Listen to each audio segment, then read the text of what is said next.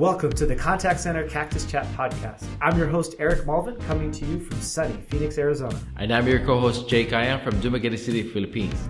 I'm a serial entrepreneur, started my first business 10 years ago, and 6 LLCs later, I started PacBiz Contact Center Outsourcing in 2015. Today, we have over 200 employees and growing. And I'm the operations manager here in PacBiz, and I've been working with Eric since 2014, and I grew as the company grew. So whether you're looking to outsource for the first time, whether you manage a contact center, or you're just looking to improve your customer experience, we'll be covering topics for you. So business managers, operations managers, business owners, this is for you, so make sure to subscribe. All right, welcome back. And today is episode 5, and we're talking about work from home and what that's like in the contact center space these days. Yes, and this episode is different because Eric is here in the Philippines recording. I am with the podcast with us in this episode. So yeah, it's awesome. It's awesome to be here live and in person with Jake. And because I haven't been here in 2.5 years. The last time I was here, the lockdowns were just starting. I was here with my wife and 2 young kids, and we had to escape back to the U.S. Before we would have been stuck here for several months. So that would have been interesting. But that was also the change. What started probably one of the biggest changes in the contact center space in some very long time, maybe since the invention of the internet. Yeah, nobody tried to test if work from home would work on BPOs, but we were forced to do it. Yeah, we were. We had no choice. So, it's now 2022, fast forward, it's 2.5 years later. And, work from home is here. But what are you seeing in the Philippines as far as the contact centers, and how are they handling work from home today? I think it's different on different industries. Like the healthcare, they're very careful with the data and all. Like they cannot just be sending people and work from home without anything that protects it. But for other accounts like taxi accounts, like we just take calls for a minute and just get the information and put it on so that dispatchers would see where to pick up and drop off and all this stuff. And the restrictions are not really that high with the healthcare. So that works for those BPO companies. So it really depends on the type of accounts. Are you seeing more calls? Are most of the contact centers here in the Philippines, are they still work from home, or are they having their employees starting to come back? Some are doing it, but I don't really here in the city. I would say that only few are doing it. Not too many, because of the kind of industry that they're supporting. Mm-hmm. So they're having to come into the office, you're saying? Mm-hmm. Yes. Yeah. So how does PacBiz handle the work from home today? Yeah. Well, PacBiz, we made the decision early on, like when I was back here, when the start of COVID, we decided we're going to try to make work from home a permanent thing, especially once we saw the success of it and we saw that people were successfully taking calls. Like I believe back in like early 2021, we even had 100% of our call center agents working from home.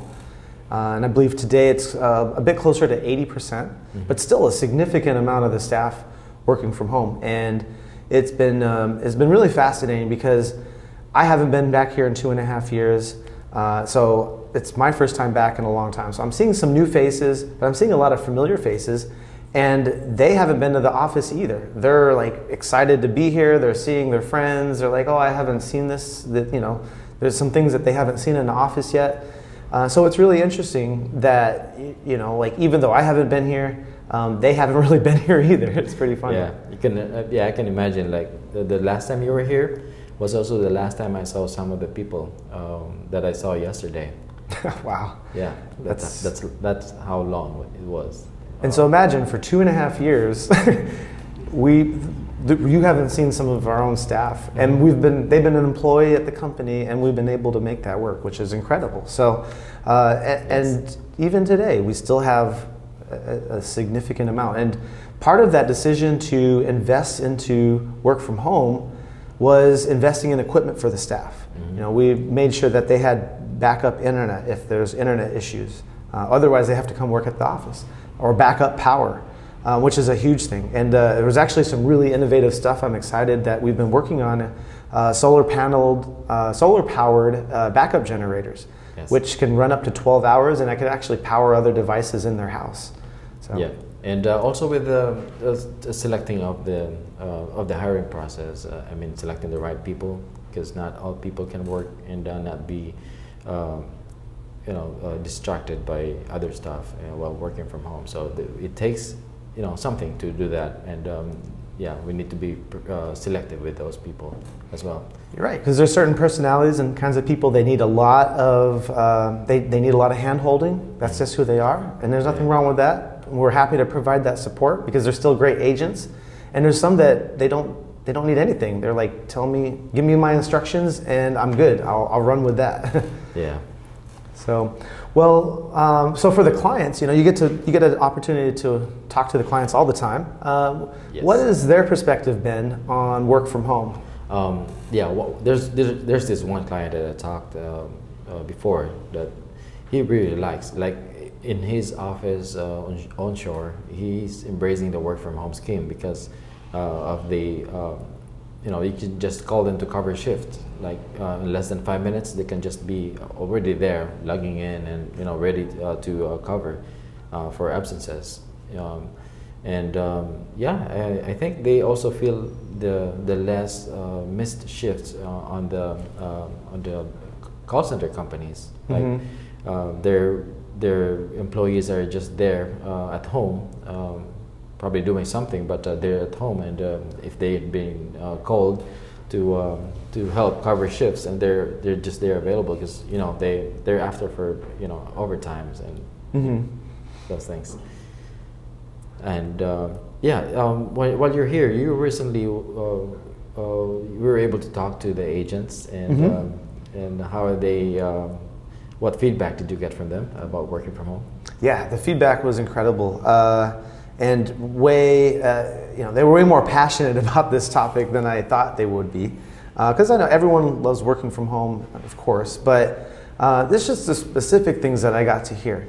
So, for example, being able to not have to get ready in the morning, and I know you have to spend so much time getting your hair ready, and getting dressed. I don't know. I can't tell you how many Zoom calls I've done in pajamas, and I put on a nice polo. And people don't realize that. I'm working from home. Eliminating the travel time, the time that you prepare, and going to the office. Selecting the dress that you wanted to wear to look good. Just eliminate the time you spent with that.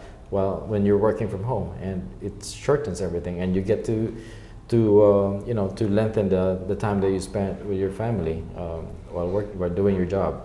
Yeah, and at our call center here at PacBiz, family is our number one core value, and so allowing the staff to be able to spend more time with family, and to be able to make sure that they're able to not have to be away from home and their kids so long. It's really incredible, and so it's even the little things like being able to eat whenever they want, because if they're working in the office and on the production floor, they can't. Yeah, but of course they have to be very careful with the equipment. So. Yes, taking care of the equipment. So yeah.